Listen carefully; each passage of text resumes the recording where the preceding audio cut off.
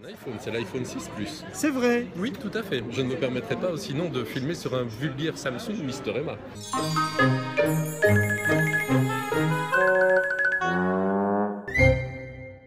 Dans la vie, il faut avoir quelque chose de grand et de gros. J'ai choisi mon téléphone. Avant ça, j'avais ma connerie. Oui. Voilà. Et ça, c'est fini. Non, je l'ai conservé. Ce qui est quand même fou, c'est que du coup, j'ai un caméraman. Ah bien sûr. Et surtout, tu as un journaliste du coup. Car ma première question, c'est tout d'abord pourquoi Monsieur Emma. Ensuite, le Norfolk. On sait aussi que toutes les anecdotes ne sont pas vraies. Si, elles sont toutes vraies. Qu'est-ce qui n'est pas vrai? Ah, j'ai quand même cru entendre dire qu'il y en avait certaines qui avaient été totalement inventées. Dans le livre? Dans le livre, non? Ah non, pas du tout. J'explique dans le livre que certaines choses que j'ai racontées aux people sont entièrement fausses pour parvenir à mes fins. Lorsque j'ai voulu embrasser l'un ou l'autre people, j'ai inventé des choses pour y parvenir. Je vous propose quand même de lire cet abécédaire du Norfolk aux éditions La Miroir afin d'avoir toute la vérité. J'ai lu le livre, mais je n'ai lu... Ça, c'est pas le mien, hein, c'est le sien. Non, non, mais je n'ai lu que la tranche. Est-ce qu'on pourrait voir mon livre, Voici monsieur l'éditeur? Oui. Voilà le livre. On se demandait combien de pages il y avait. Voilà, combien il y a de pages il y avait? Parce que c'est quand même un gros livre, monsieur l'éditeur.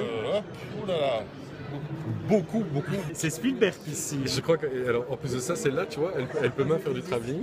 Oui, mais moi aussi. Je suis parti en vacances et j'ai lu Ibiza.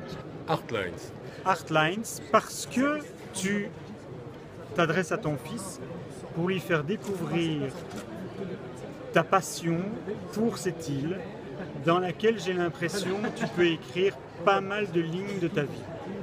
Alors en 1987, je débarque à Ibiza. Et puis je suis emmené dans une soirée tout à fait par hasard. Et là, je rencontre un petit gars qui me présente sa femme, Emmanuel. Il saute sa femme. Non, pas du tout. Il me présente sa femme Emmanuel et sa sœur Mathilde. Et puis il s'avère que le gars est super sympathique, il raconte plein d'histoires, qui est hyper captivant. Il s'appelle Roman, il me dit. Et donc on passe une soirée ensemble. Puis je le retrouve le lendemain, le surlendemain, et ça pendant quelques jours. Et puis lorsque... Mais tu ne savais pas qui c'était? Je n'avais pas fait le lien en fait, parce que c'était tellement simple et sympathique. Et donc après 15 jours, 3 semaines que je suis resté d'abord au premier séjour, je suis parti à Rome rejoindre ma sœur et à la gare du Midi, quand je prends le train, je tombe sur Roman par Polanski, son livre.